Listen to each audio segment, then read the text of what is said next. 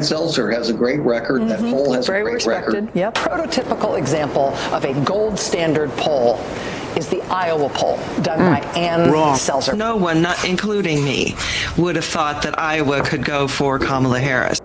Maybe it was a case of senioritis, because it seems as though, again from her quote, that she was going to leave anyway after a year, and she just thought, you know what? I don't care. I'll just become a propagandist. I don't really care about my credibility. Okay, he's what? He's up 13. Let's say she's up +3. Do you remember the pollster Ann Selzer? Mm-hmm. Right? No. She had and this is a story, by the way, of polling being used to manipulate. It's a weapon. Americans being used as a weapon, not a reflection of opinion, but being used to manipulate opinions. And you saw this election. So I agree with you. You should never trust these complete outlying polls. Again, you saw the poll herding take place right in the RCP average, where all of a sudden, wait a second, Kamala's up by 6 in Wisconsin. We haven't seen a number like that in, 3 months. So Ann Selzer is the worst offender, right? She had the Kamala Harris, I believe, up by 3 in Iowa. She announced so laughable on Sunday she would be leaving the world of election polling. She said, over a year ago, I advised the registrar I would not renew when my 2024 contract expired with the latest election poll as I transitioned to other ventures and opportunities. Yeah, well, I can imagine that the reason for that is because your poll was cited everywhere, and it was off by 16 points. Donald Trump won by 13. She had Kamala winning by 3. Now, here's the thing. This is why this matters. This is going to be a season of not allowing the left to just memory hole these things. Remember, the media went absolutely nuts. It was like completely nuts. It's like, I'm not comparing them to Nazis. I'm saying the Nazi propaganda where they would go out and say, it is all lost. Your friends have abandoned you. You have no chance of Iowa. It's because of ethanol subsidies. I don't know, but it's all lost. That's what they do. They try and demoralize you. And it's because the left, these people are front runners.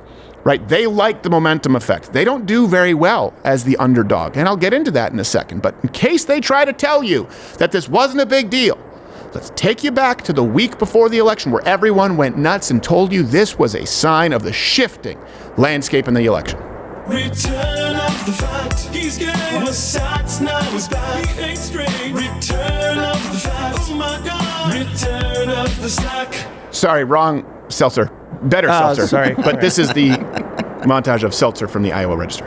We are still in a news environment in which there are good polls, and particularly where in some states there is a gold standard pollster. I mean, the pollster Ann Selzer has a great record. That poll has a great respected. record. Yep. And the reason those individual pollsters get the gold standard designation is both because of their proven sound methodology, but also because of their track record over time in that particular jurisdiction. But over the weekend, the most prominent pollster in Iowa, Ann Selzer, released the Des Moines Register poll, which showed Harris has taken a shocking 3-point lead in Iowa, which Trump easily won in 2016 and 2020. Prototypical example of a gold standard poll is the Iowa poll done by Ann Selzer, by J. Ann Selzer in Iowa. One of the most respected pollsters in the entire country is Ann Selzer. Okay, gay heat miser. Polls are known for their uncanny predictive accuracy. What I am saying is that Ann Selzer is very good at this. If this is accurate, and if anybody is accurate, it's likely to be Ann Selzer in the Iowa poll.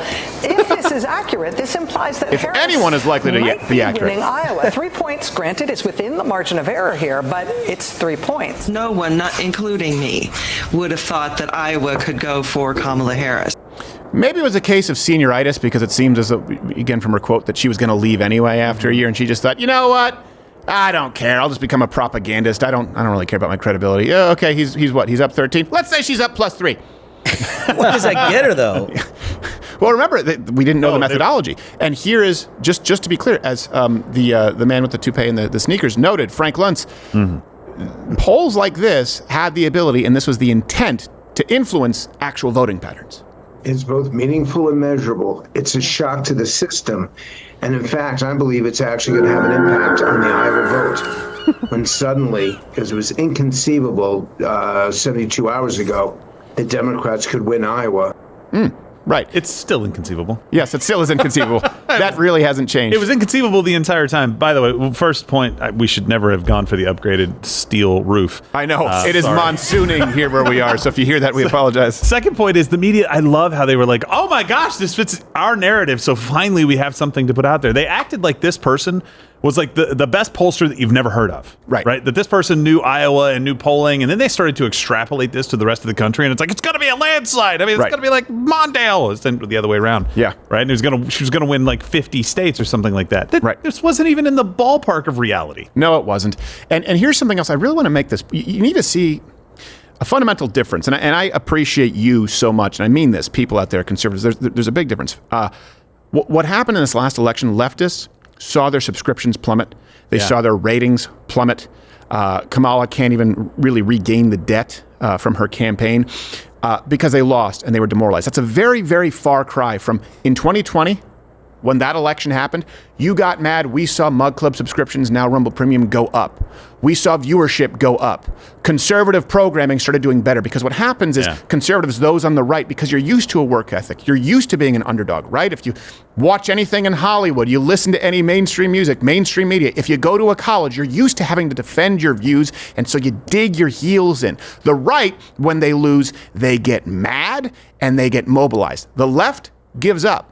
They're front runners. They're not used to being challenged. They're not used to facing the adversity. Why? Because they perpetually excuse themselves as lifelong victims rather than examining themselves and saying, okay, what can we do differently? We saw a huge increase in activity, in subscribers, when the election was allegedly lost in 2020. I think now pretty much everyone knows there was foul play. The left saw the exact opposite, and they've abandoned their own platform in droves. That's what we see. And I'm loving the fact that they're abandoning it. Hopefully they find like a sane platform, something a little bit more centrist, in this country. But I think according to some of the numbers that we saw, Morning Joe, I think, went down by like 50%. Their ratings. And I think Lawrence O'Donnell went down even further than that. Yeah, there's several down here. Like the ratings dive for all the mainstream outlets was insane. Like 30, 40, 60%. Lawrence O'Donnell, I'm going to come back to you again. 60% guy, I believe.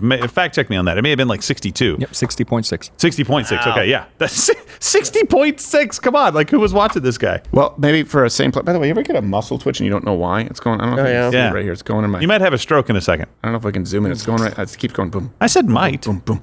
Same platform, maybe Truth Social, where Donald Trump decided to give Ann Selzer a farewell. He said, "A totally fake poll that caused great distrust and uncertainty at a very critical time. She knew exactly what she was doing. She did. Thank you to the great people of Iowa for giving me such a record-breaking vote despite possible election fraud by Ann Selzer and the now discredited newspaper for which she works. An investigation is fully called for." Well, at this point, I guess it doesn't matter because she's gone, and we see her as a worthy adversary. So, Ann Selzer, farewell.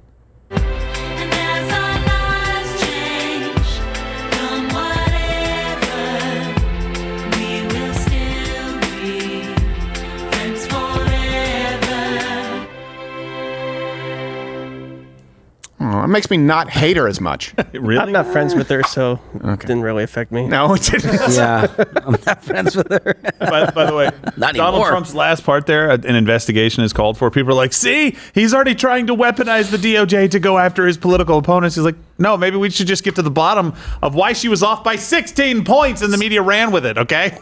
And then they condemn. Then they condemn you for not trusting. Why don't you trust your institutions? Well, take a guess.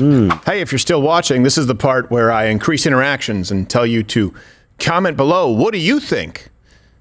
Right, because that works. But if you don't, you can just click one of these videos playing in a similar vein, or it may autoplay.